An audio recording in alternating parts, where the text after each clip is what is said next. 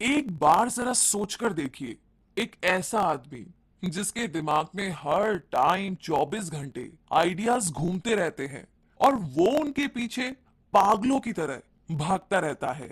और अगर किसी काम को करने की वो ठान ले तो समझो कि ना तो थकना है ना रुकना है।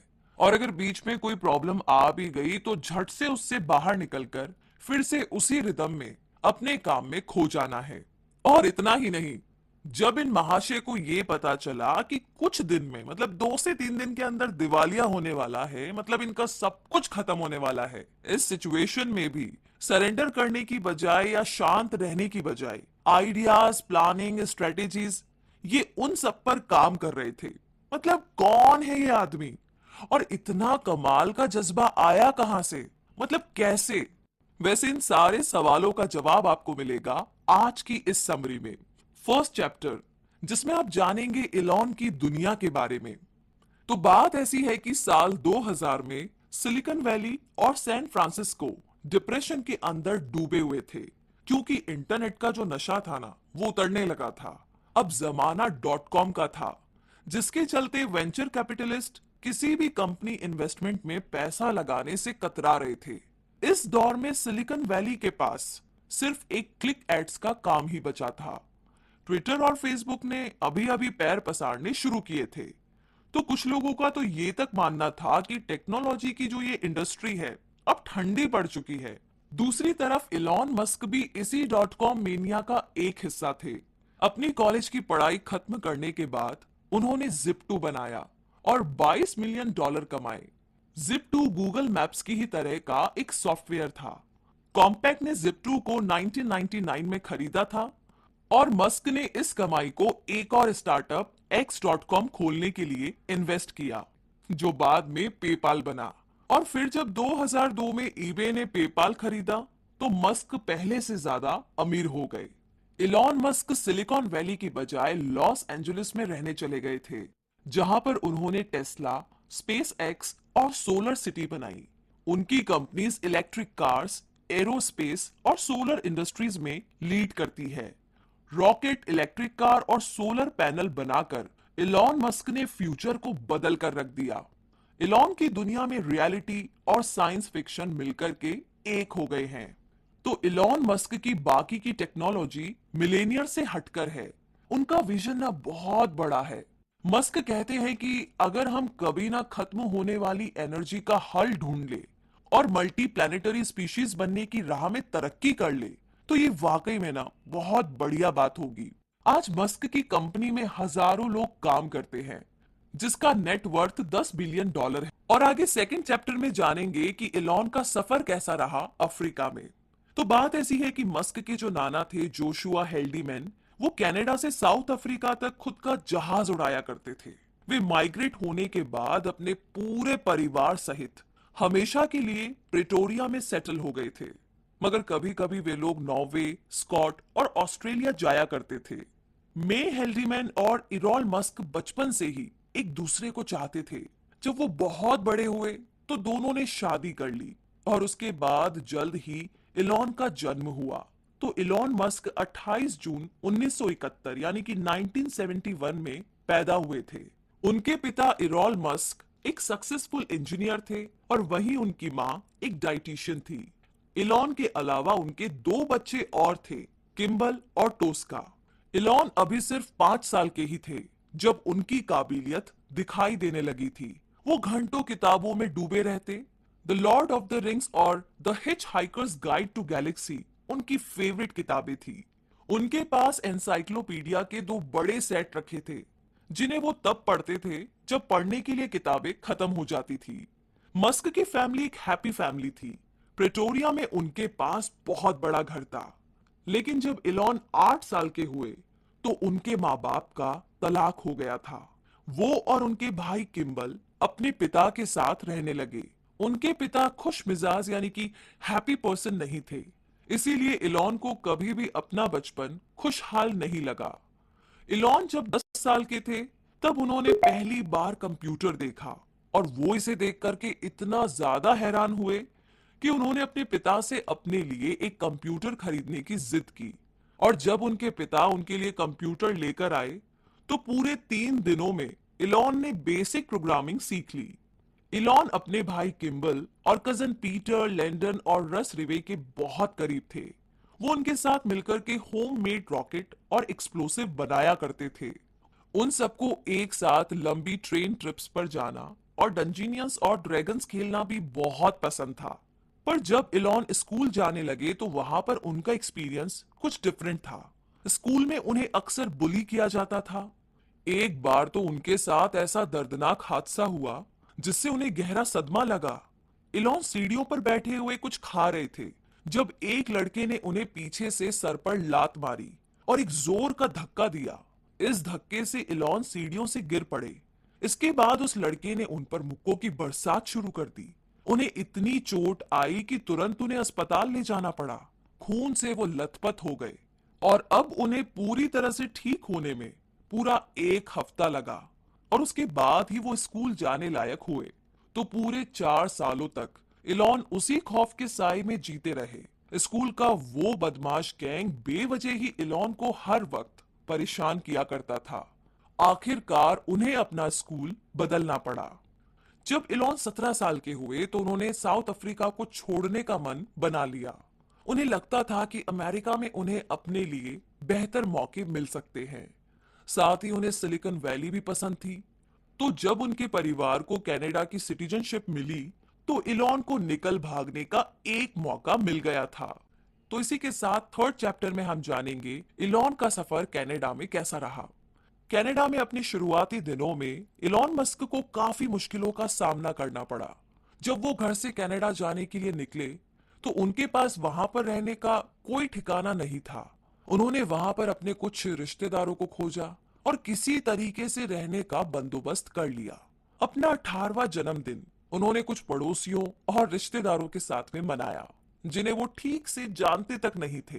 तो इस दौरान मस्क ने कुछ और जॉब्स भी की, जैसे कि सब्जियां वगैरह ले आना और लकड़ियां काटना। तो थोड़े टाइम बाद उनके भाई किम्बल भी उनके पास कनाडा में आ गए। अब साल 1989 यानी कि 1989 में मस्क ने क्वींस यूनिवर्सिटी ओंटारियो में दाखिला लिया, जहां पर उनकी मुलाकात अपनी पहली पत्नी जस्टिन विल्सन से हुई। पहली डेट के लिए जस्टिन ने उन्हें बहुत तरसाया था, मगर मस्क भी कम जिद्दी नहीं थे।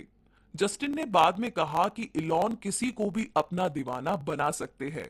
वैसे आगे कॉलेज की पढ़ाई ने मस्क की जिंदगी में बहुत से बदलाव लाए और वो अभी भी स्पेस और एनर्जी की बातें किया करते थे, जिसका उनके क्लासमेट अक्सर मजाक उड़ाया करते थे।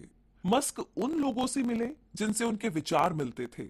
अपने खाली टाइम में वो कंप्यूटर ठीक किया करते, जिससे कि उनकी कुछ एक्स्ट्रा इनकम हो जाती। वो अपने क्लासमेट्स को स्पेयर पार्ट्स भी बेचा करते थे। तो इसी तरीके से 2 साल बाद मस्क को स्कॉलरशिप मिली। उन्होंने यूनिवर्सिटी ऑफ पेंसिल्वेनिया से अपनी पढ़ाई जारी रखी। वहां पर उन्होंने इकोनॉमिक्स और फिजिक्स दोनों की पढ़ाई की। पेंसिल्वेनिया यूनिवर्सिटी में मस्क लंच के दौरान अपने दोस्तों से फिजिक्स पर डिस्कशन किया करते। उन्होंने और उनके खास दोस्त ने मिलकर एक घर किराए पर लिया। इस घर में वे वाइल्ड पार्टीज रखते और जो लोग पार्टी में आते उनसे $5 पर हेड के हिसाब से पैसा वसूलते। मस्क अपनी क्लास के लिए कई दिलचस्प बिजनेस आइडियाज भी सोचा करते। उनका ऐसा ही एक आइडिया था, the importance of being solar, यानी कि सोलर पावर की इम्पोर्टेंस। उन्होंने दावा किया कि आने वाले टाइम में सोलर पावर टेक्नोलॉजी के फील्ड में तेजी आएगी और बड़े बड़े सोलर प्लांट सिस्टम लगाए जाएंगे। उन्होंने सोलर सेल्स और ऐसे कंपाउंड के बारे में बताया जो कि पावर को ज्यादा से ज्यादा बढ़ा सकते हैं। उन्होंने अल्ट्रा कैपेसिटर्स के बारे में भी एक पेपर लिखा था, जिसमें बताया गया कि ये एक प्रकार की बैटरी सेल्स है जो बड़ी तादाद में एनर्जी को स्टोर कर सकती है। इन्हें रिचार्ज किया जा सकता है और बाकी कैपेसिटर्स के मुकाबले ये 100 गुना ज्यादा पावर दे सकती है। मस्क ने तभी इलेक्ट्रिक कार और रॉकेट्स के बारे में भी सोच लिया था। उनके प्रोफेसर्स ने उनके इस लाजवाब एनालिसिस की तारीफ की थी। वैसे मस्क हर तरह की मुश्किल से मुश्किल फिजिक्स कॉन्सेप्ट्स का हल ढूंढ लेते थे। उन्हें यह भी मालूम होता था कि इससे अच्छा प्रॉफिट कैसे कमाया जाता है। कॉलेज खत्म होने के बाद उनके दिमाग में पहले वीडियो गेम्स बनाने का ख्याल आया, मगर मस्क अपने लिए एक ऐसा करियर चाहते थे जिससे वे पूरी दुनिया में एक बड़ा बदलाव ला सके। वे अक्सर स्पेस, रिन्यूएबल एनर्जी और इंटरनेट के सपने देखा करते थे। उन्हें यकीन था कि आने वाला कल इन्हीं का होगा। भविष्य में एक बड़ा बदलाव आने वाला था और इसी में उनको प्रॉफिट दिख रहा था। सिलिकॉन वैली फोटो शेयर करने में बिजी था और इलॉन मस्क दुनिया को विनाश से बचाने की तैयारी कर रहे थे। तो अब आगे फोर्थ चैप्टर में हम जानेंगे इलॉन के पहले स्टार्टअप के बारे में। साल 1994 में किम्बल और इलॉन ने कई रोड ट्रिप्स एक साथ की। उन दोनों के दिमाग में इंटरनेट के बिजनेस का आइडिया था। फिर आखिरकार इलॉन सिलिकॉन वैली में बतौर इंटर्न काम करने लगे और जब उन्होंने स्कूल खत्म किया तो किम्बल के साथ मिलकर के उन्होंने अपनी कंपनी स्टार्ट की। जिप2 येलो पेजेस का ऑनलाइन वर्जन है। इसमें सभी बिजनेस एस्टेब्लिशमेंट के मैप और उनकी जानकारी दी हुई है। इलॉन इसके लिए वेबसाइट कोडिंग करते थे और किम्बल उन साइट्स को बेचने का काम करते थे। Kimbal door to door sale किया करते थे, मगर ज्यादातर बिजनेसमैन को पता नहीं था कि जिप2 आखिर है क्या। उन्हें अपनी कंपनी के लिए इन्वेस्टर ढूंढने में बहुत ज्यादा मशक्कत करनी पड़ी, लेकिन आखिरकार एक इन्वेस्टर ने उनके काम में इंटरेस्ट दिखाया और $3 मिलियन की इन्वेस्टमेंट की। और इसके बाद जिप2 ने न्यूज़पेपर क्लासिफाइड एड्स देने शुरू किए। हालांकि कंपनी चल पड़ी और तरक्की करने लगी, मगर इलॉन मस्क को मैनेजमेंट से निकाल दिया गया। वे अब चीफ टेक्निकल ऑफिसर थे। जिप2 का अब एक बड़ा सा ऑफिस था और कंपनी ने कोड्स की क्वालिटी को बेहतर बनाने के लिए कई प्रोग्रामर्स भी रख लिए थे। साल 1998 यानी कि 1998 में $300 मिलियन की डील के साथ जिप2 सिटी सर्च के साथ मर्ज हो गई, जो कि पहली उनकी कॉम्पिटिटर थी। मस्क ब्रदर्स का .com का आइडिया एक हकीकत में तब बदला जब 1999 यानी कि 1999 में कॉम्पेक ने जिप2 को खरीदा। मगर सब कुछ इतना आसान नहीं था। इलॉन मस्क सीईओ बनना चाहते थे और इसी के साथ फिफ्थ चैप्टर में आप जानेंगे पेपाल माफिया बॉस के बारे में। मतलब ये कि एक दशक के बाद Elon Musk Canadian back picker से एक मल्टी मिलेनियर बन चुके थे, और वो भी सिर्फ 27 साल में, जो बहुत ही कमाल की बात है। तो वो कुल मिलाकर के $22 मिलियन के मालिक थे। उनके पास अब एक बड़ा सा अपार्टमेंट, एक प्लेन और एक स्पोर्ट कार थी। मस्क अपनी मैकलारेन F1 में सिलिकॉन वैली के चक्कर काटा करते थे। वैसे जब वो इंटर्नशिप कर रहे थे तो उनके दिमाग में इंटरनेट बैंकिंग का ख्याल आया। उन्होंने इस बारे में अपने सीनियर्स के साथ डिस्कस किया, मगर उन्हें ये आइडिया बिल्कुल नहीं जमा। ये 1990 का वक्त था। लोग उन दिनों ऑनलाइन किताबें खरीदने से कतराते थे, क्योंकि कोई भी अपना क्रेडिट कार्ड नंबर इंटरनेट पर नहीं देना चाहता था। इलॉन मस्क फिर भी अपने ऑनलाइन बैंक के आइडिया पर डटे रहे।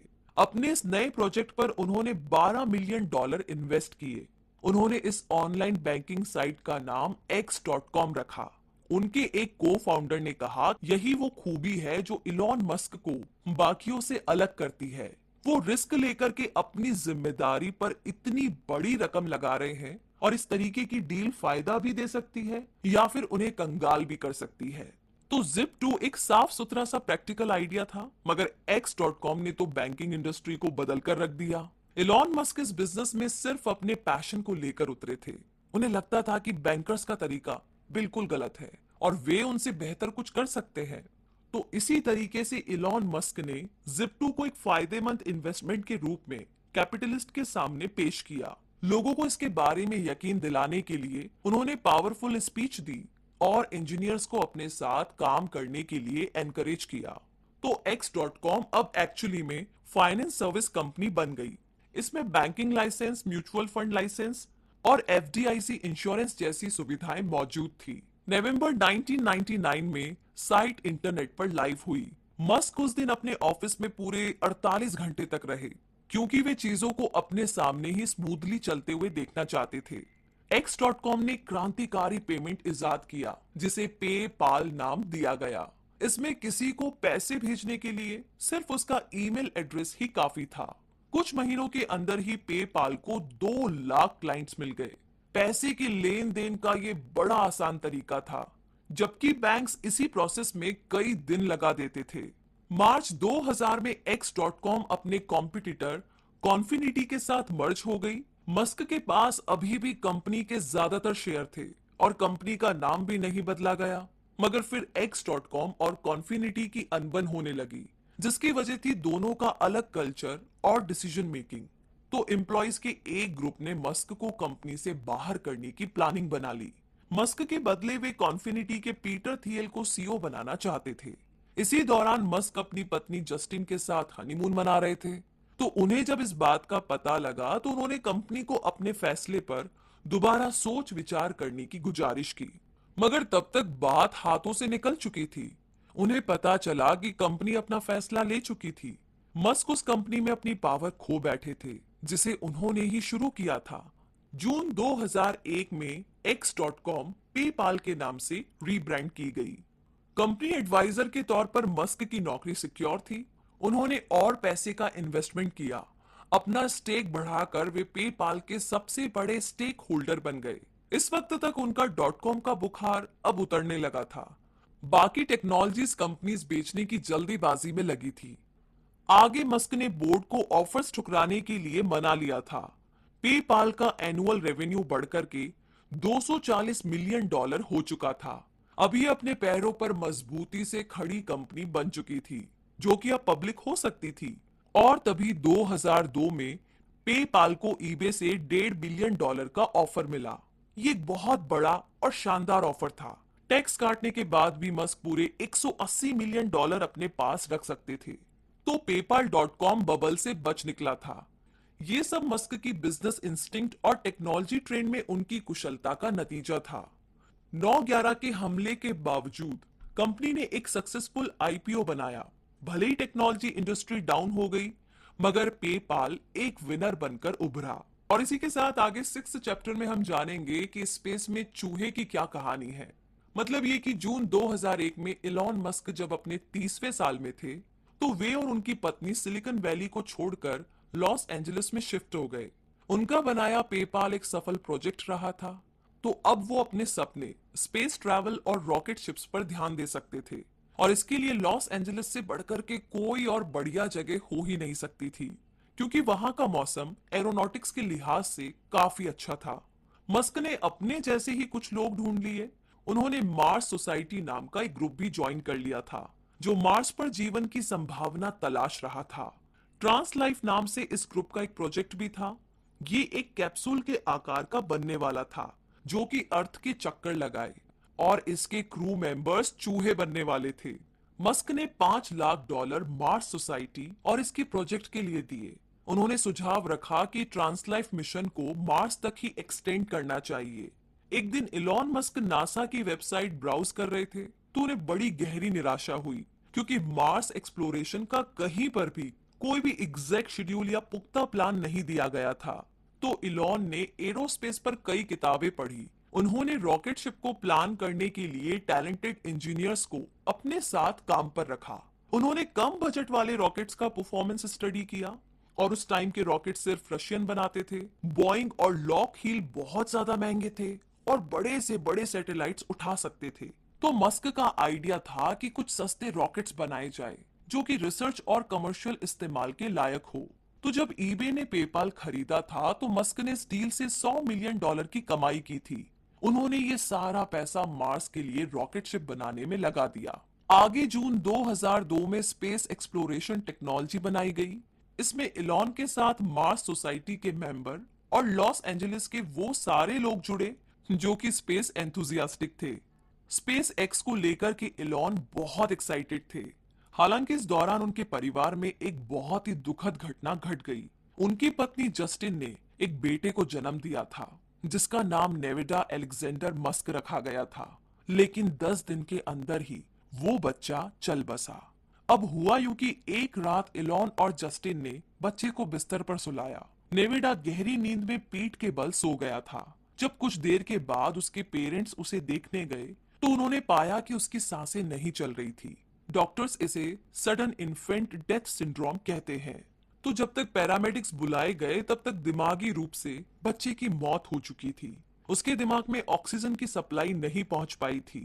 उसे 3 दिन तक लाइफ सपोर्ट पर रखा गया। बच्चा जब मरा, तो जस्टिन ने उसे अपनी बाहों में पकड़ रखा था। वो बुरी तरह से रो रही थी, मगर इलॉन मस्क ने कहा कि वो इस बारे में कुछ नहीं कहना चाहते हैं। जस्टिन को लगता था कि ये इलॉन मस्क का डिफेंस मैकेनिज्म का तरीका है, जिसे उन्होंने बचपन से ही सीख लिया था। जस्टिन ने कहा कि इलॉन सदमे में नहीं रह सकती, उनकी फितरत ही हमेशा आगे बढ़ने की है, और मुझे लगता है कि यही उनके सरवाइव करने का तरीका है। मस्क ने अपना सारा ध्यान स्पेस एक्स के रॉकेट लॉन्च में लगा दिया। तो अगले 5 सालों में जस्टिन ने जुड़वा बच्चों को जन्म दिया और उसके बाद ट्रिपलेट्स को भी। तो मस्क ने कहा कि मैं इस बात पर यकीन नहीं रखता कि मुझे बहुत ही दुखद घटनाओं के बारे में बात करनी चाहिए, क्योंकि ये किसी भी तरीके से हमारे फ्यूचर को नहीं सुधारती। तो अगर आपके पास बाकी के बच्चों की जिम्मेदारियां हैं, तो बीती बातों पर दुखी होने से आपका और आपके अपनों का